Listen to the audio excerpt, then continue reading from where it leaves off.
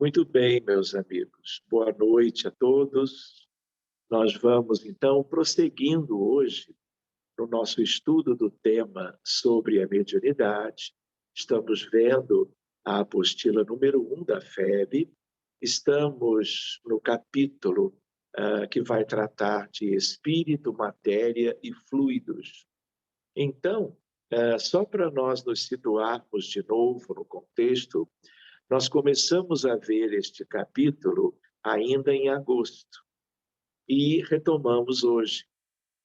Se vocês lembram, há uma pergunta de Allan Kardec aos espíritos sobre o que existe no mundo. É a pergunta número 27. E aí a espiritualidade responde, com todo o conhecimento que possuía naquela época, e que tem exatamente aquela resposta com o título do capítulo agora, que nós já começamos a ver e vamos retomando agora. E aí a resposta é mais ou menos assim. O que existe no universo? Espírito, matéria e fluido universal. E na continuação também há, óbvio, uma referência a Deus, que nós não vamos trabalhar esta noite.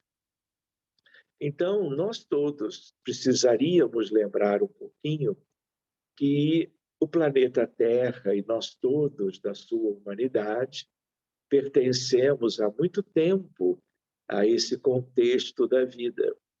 E no dia a dia é muito simples nós entendermos sobre a existência da matéria, porque o nosso corpo físico, não é? Ele é tipicamente material e, aliás, de matéria densa. As residências, os prédios, as instituições, a própria natureza que nós já encontramos prontinha quando, em qualquer encarnação, nós aqui chegávamos, tudo isto é de matéria e de uma matéria que impressiona muito bem os sentidos humanos, seja a visão, seja o próprio tato, por exemplo, né? Então, a vida humana de bilhões de seres, ela é muito relacionada a este primeiro item. E vocês sabem que há uma infinidade de contextos culturais, povos, que só enxergam, só valorizam a ideia da matéria, que não creem na existência de um mundo não material no sentido estrito, que seria para nós o mundo espiritual. Mas inúmeras escolas filosóficas, inúmeras fontes de desenvolvimento intelectual, de conhecimento, de cultura, envolvendo inclusive religiões, credos e crenças, sempre trabalharam a ideia de um mundo invisível, né? De um outro contexto real. Mas a imensidade do que nós temos aqui vivendo nem lida com isto no dia a dia, né? Às vezes nem lidam com isto nas suas questões religiosas. Mas quando nós nos aproximamos da doutrina espírita e nós vamos lendo as obras básicas de Allan Kardec e vamos lendo as obras complementares, surge a realidade do mundo espiritual, onde vivem os desencarnados. Então, há uma ideia, já no planeta Terra, de que matéria é tudo muito óbvio, é tudo muito simples, de coisas macroscópicas, mas também, a partir do desenvolvimento da ciência, de elementos microscópicos. Hoje, nós trabalhamos em laboratórios de pesquisa, não é? E num conhecimento bem simples da própria física, química, a ideia dos átomos, a ideia das partículas subatômicas. Tudo isto é matéria, são os constituintes da matéria que se torna densa e visível aos olhos comuns.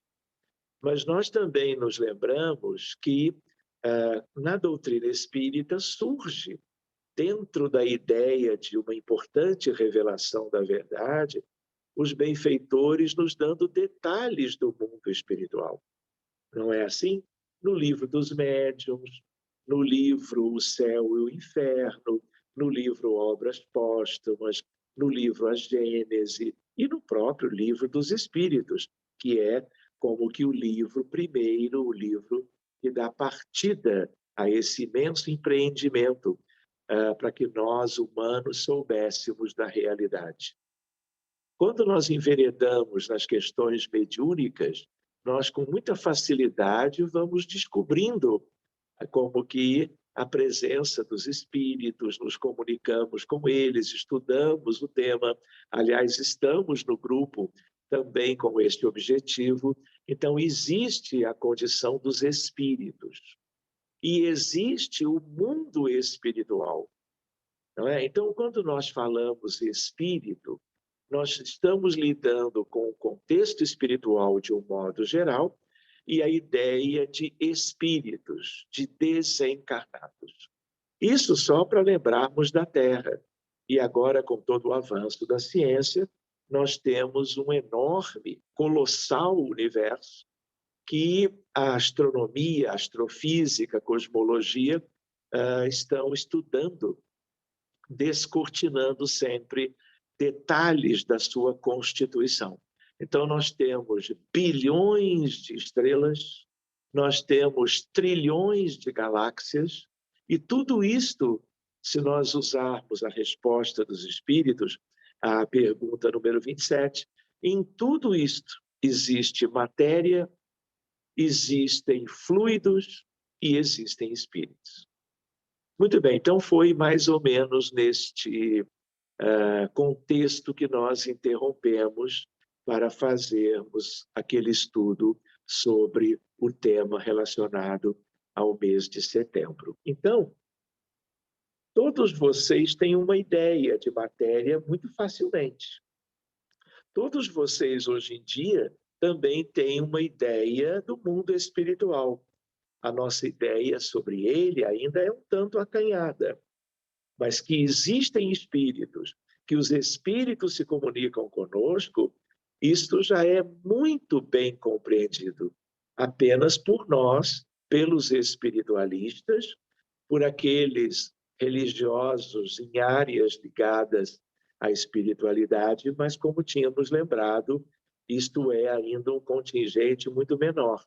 Mas o que importa agora é o nosso entendimento a respeito.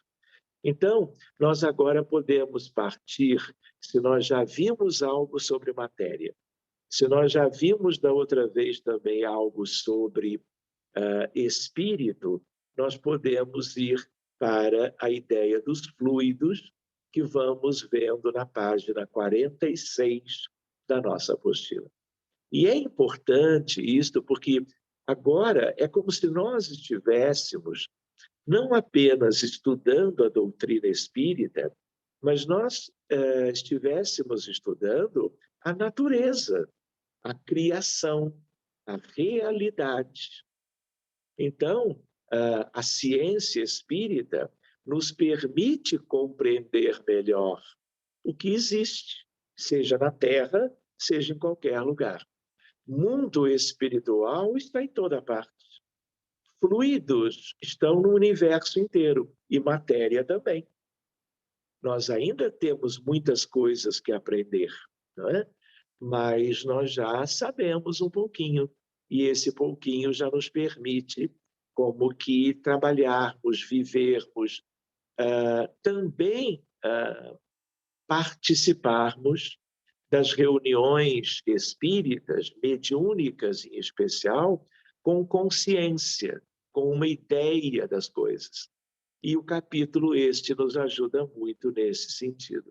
Então, vejam só, no item 3, ele vai nos dizendo: fluido é a designação genérica dos líquidos e gases. Uma ideia da física simples. Se você pergunta a um estudante o que são fluidos, ele vai por esse caminho. Ele aprendeu na escola que fluidos são os elementos que podem escoar. Não elemento químico, são partes da matéria, por exemplo, da Terra, que escoam. Então, o que escoa? Água, leite, plasma sanguíneo, o plasma das estrelas, que são gases altamente ionizados. O ar atmosférico é um gás misto na sua constituição e ele escoa como nitrogênio líquido ou nitrogênio gasoso, porque tudo que é gasoso e tudo que é líquido é fluido. Então, vamos adiante. Em oposição aos elementos sólidos, propriamente ditos, possuem a capacidade de escoar com grande facilidade. Classificados como matéria, os fluidos originam-se, obviamente, do fluido universal.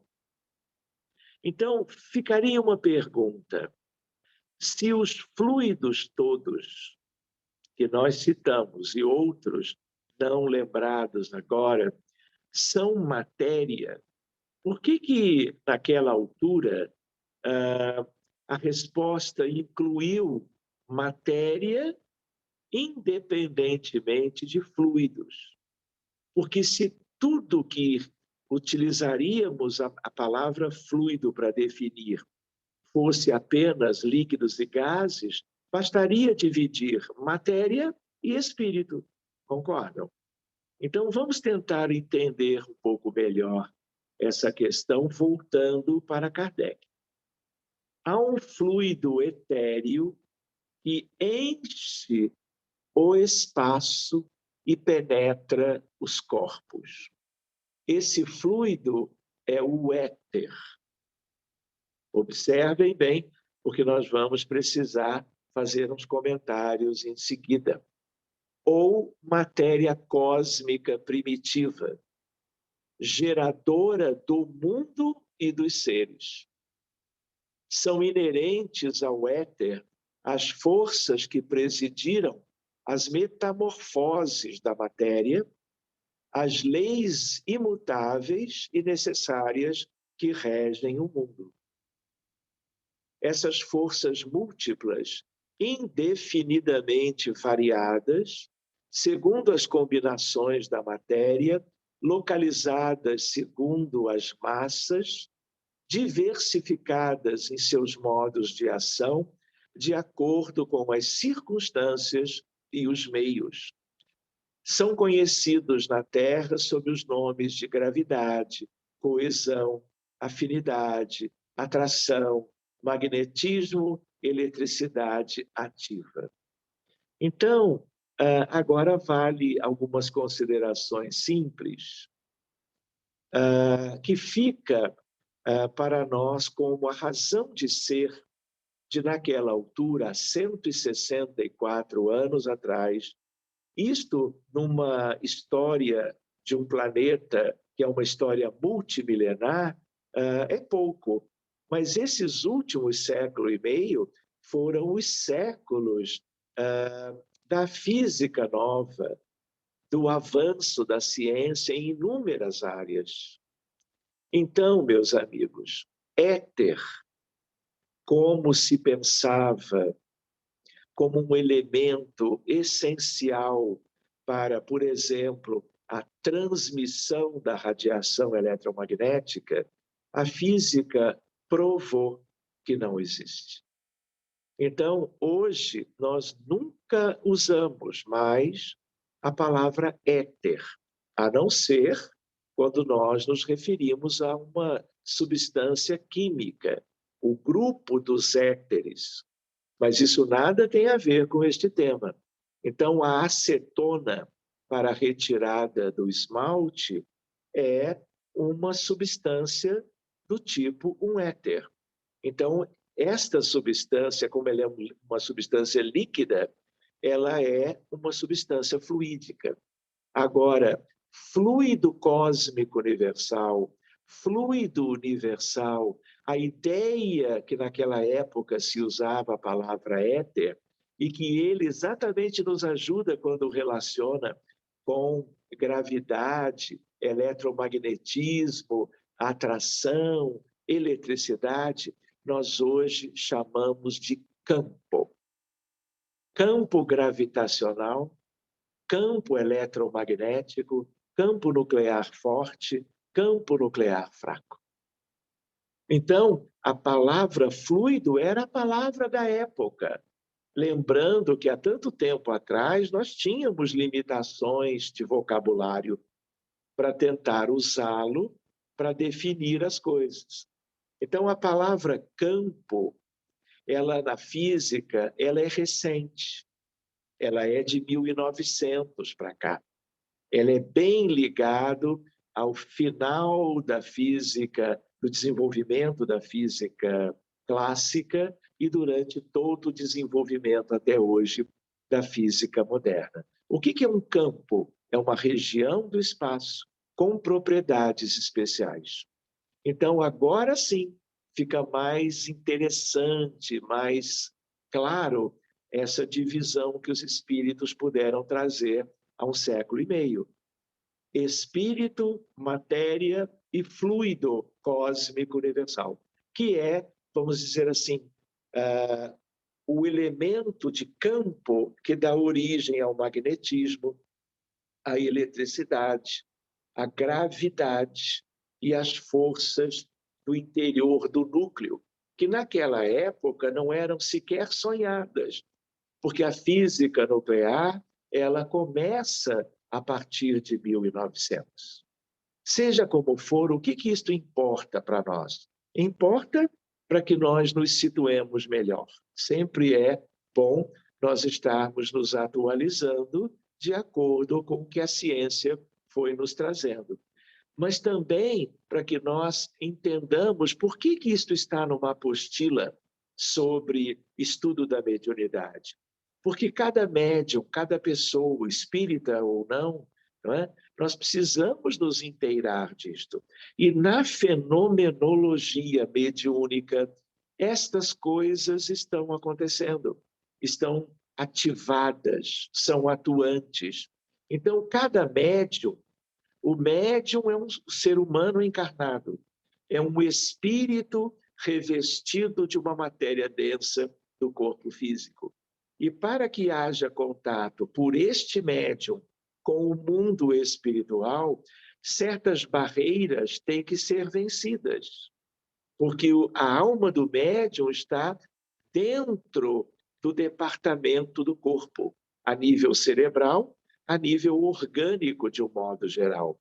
Então, para que desencarnados, que portanto não têm corpo, possam agir junto de médiuns, seja na psicofonia, seja na psicografia, seja qualquer expressão mediúnica típica, vai ser necessário um elemento intermediário.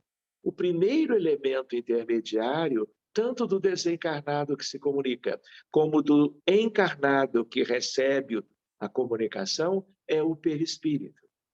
E o perispírito, ele é algo material, ele é semimaterial, mas ele é constituído de átomos e moléculas, num outro arranjo, numa outra, vamos dizer assim, uma outra forma de juntar os elementos. Por isso nós não enxergamos os nossos perispíritos, nem habitualmente os perispíritos dos desencarnados. Os médiums, sim. E o fluido cósmico universal, que é o princípio de tudo, né? Ele está nos meandros de todos os departamentos da vida no universo. E não poderia deixar de estar na vida humana e nos fenômenos mediúnicos também. Então vamos adiante, depois teremos oportunidade para algumas questões que vocês acharem de questionar, né? Então, Os elementos fluídicos do plano físico ou do plano espiritual produzem movimentos vibratórios e ondulantes, diríamos hoje ondulatórios, que como energia se expressam de diferentes formas. Energia sonora, luminosa, calorífica, eletromagnética, mental, tudo isto é importante. Importa assinalar que o fluido cósmico universal apresenta-se no universo sob dois estados distintos: o de eterização ou de imponderabilidade, qualidade do que não se pode pesar. A palavra eterização ainda guarda um vínculo com as expressões da codificação do Livro dos Espíritos, no tempo de Kardec. Mas é uma terminologia que está sendo deixada de lado. É claro, o mundo espiritual é imponderável para nós. Nas nossas balanças, mesmo balanças de precisão, não é? Os espíritos não são mensuráveis. A sua massa, que é muito pequena, ela não se pode registrar por estas balanças sensíveis, a não ser, e eu já tive a oportunidade de ver isso, espíritos que se materializam, que se corporificam, que tomam o fluido vital de um médium de ectoplasmia, aí já é matéria do corpo, matéria densa, e ele se reveste. E aí você vai, então, poder pesar um espírito desencarnado, agora materializado num ambiente de estudo qualquer. Muito bem. Comum no plano espiritual não é uniforme, sofrendo infinitas variações, muito além das que ocorrem no plano material. Com isso, nós começamos a ventilar a ideia, né? E o próprio texto sugere, não é, de uma diversidade muito grande.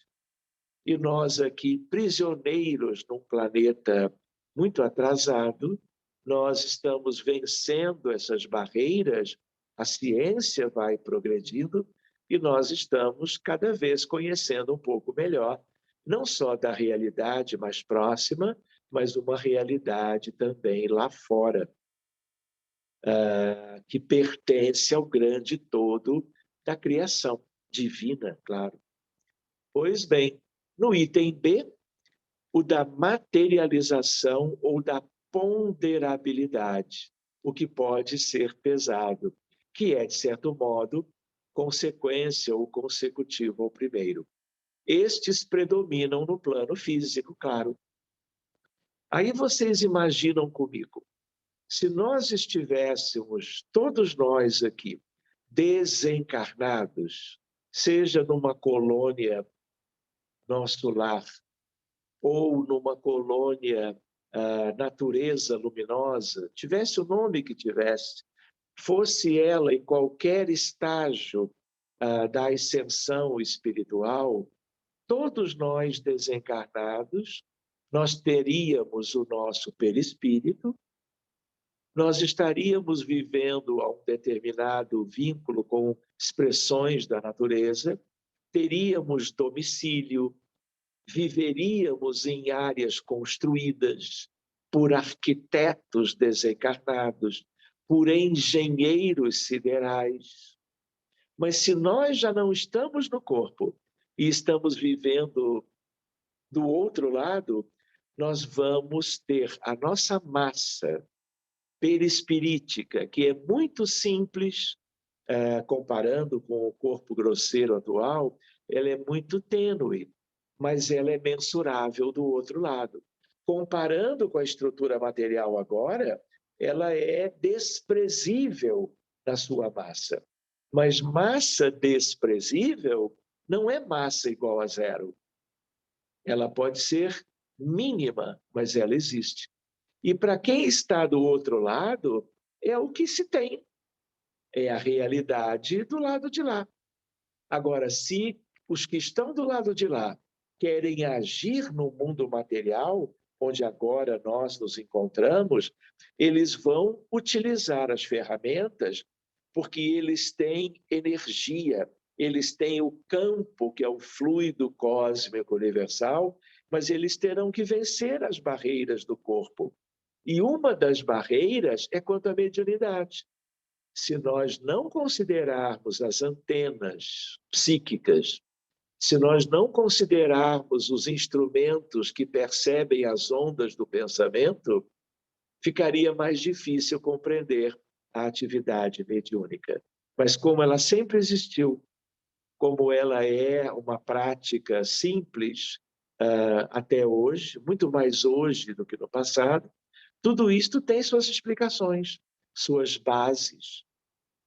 E aí isto mistura a ciência acadêmica comum que nós aprendemos nas escolas primárias, secundárias, universitárias, e aquilo que a ciência espírita nos oferece, daqueles pioneiros de então, para que nós, então, fôssemos aprendendo a lidar com tudo e esse entrosamento, permitindo que nós compreendamos o fenômeno mediúnico.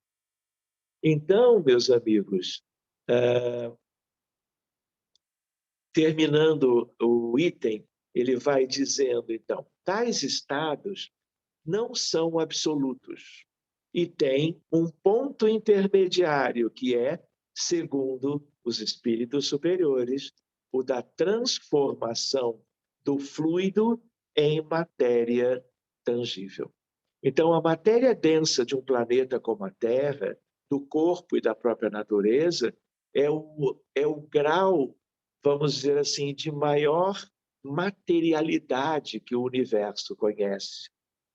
Então, mundos materiais, não é? Como o nosso, é próprio para espíritos filhos de Deus nas nossas condições.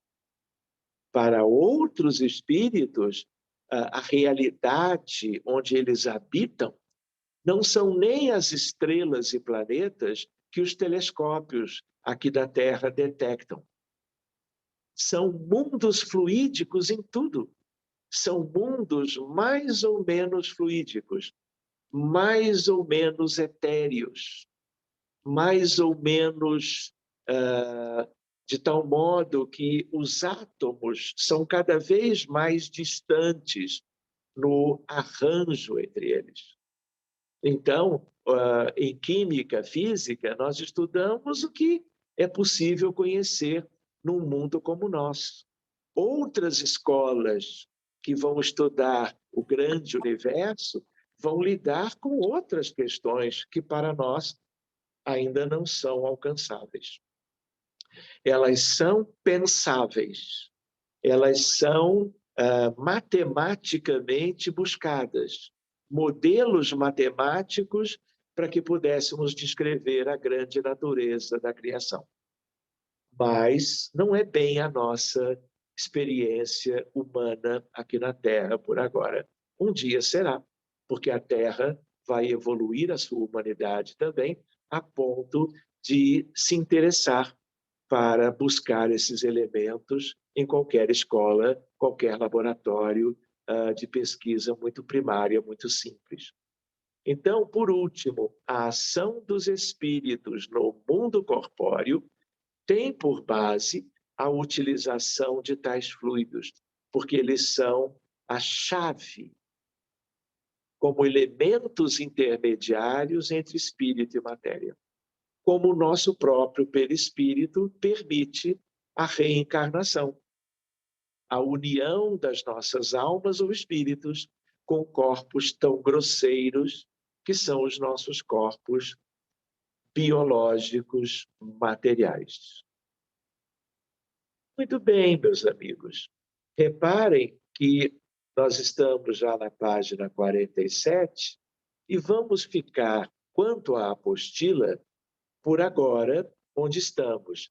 Mas na semana que vem, nós vamos ver o tema 5, capítulo seguinte, já na página 51, e vamos tratar do perispírito, que é, de novo, chave para inúmeras questões das nossas vidas, das vidas humanas dos desencarnados, é peça-chave de uma medicina, de um paradigma novo, que é uma medicina voltada para as questões além do corpo físico, que, aliás, também um dia pode ser um tema a ser estudado entre nós. Tá bom, gente? Então, como agora são 7h38, eu perguntaria, nós teríamos tempo para uma ou duas perguntas, para que depois pudéssemos enveredar para o exercício da mediunidade. Então, eu pergunto para vocês se vocês gostariam de trazer algum comentário ou alguma questão.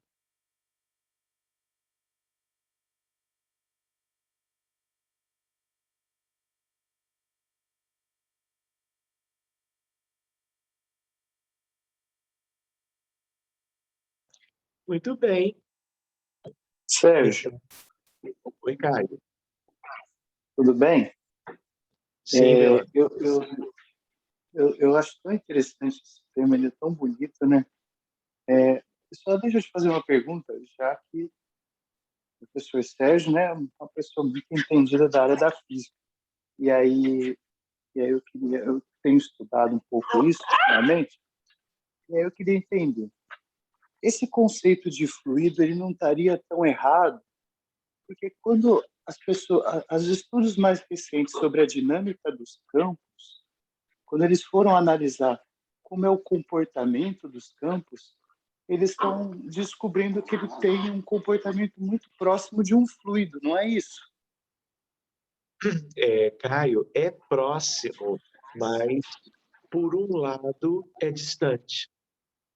Nós poderíamos, por exemplo, Allan Kardec usa no Livro dos Espíritos uma expressão fluido elétrico. Fluido elétrico não existe. Existe campo elétrico, que na verdade é o eletromagnético, existe força elétrica, existe algo que tem a ver, mas não é. Por exemplo, corrente elétrica. Pode parecer que ele queria se referir a isto. Corrente elétrica existe, claro, mas fluido elétrico é uma terminologia daquela época. A palavra que veio a substituir é a palavra campo. Fluido gravitacional não existe. Era utilizado na época, porque 1,5 século, Caio, foi uma época, né? E uma diferença desde então para os dias atuais muito grande. Mas é lindo de se ver, não é? Eles trazendo para o espiritismo o conhecimento que a física e a química da época podiam nos ajudar a entender esses mecanismos, essas questões da mediunidade e da própria vida humana, da natureza e tudo mais, né?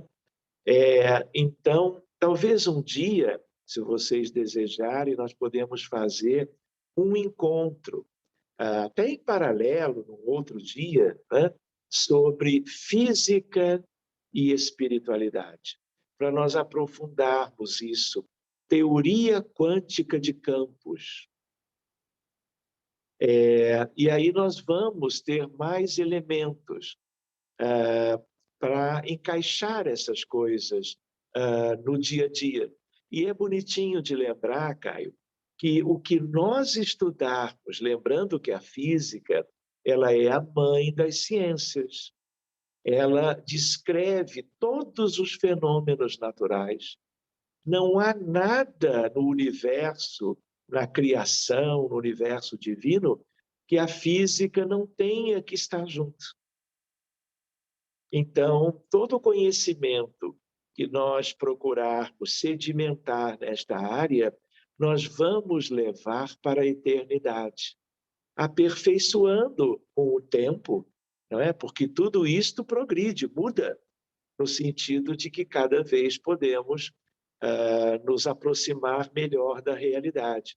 Mas o que nós tivemos de avanço, a partir de Max Planck, de Albert Einstein, de Paul Dirac, a partir de Schrödinger e a partir de muitos outros, era algo que nós podíamos um dia sentar com calma, não é?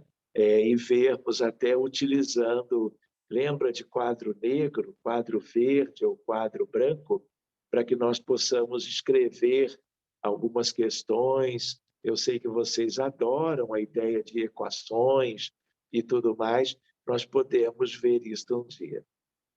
Mas você tem razão, Caio, é uma coisa muito fina, muito tênue entre um departamento e outro.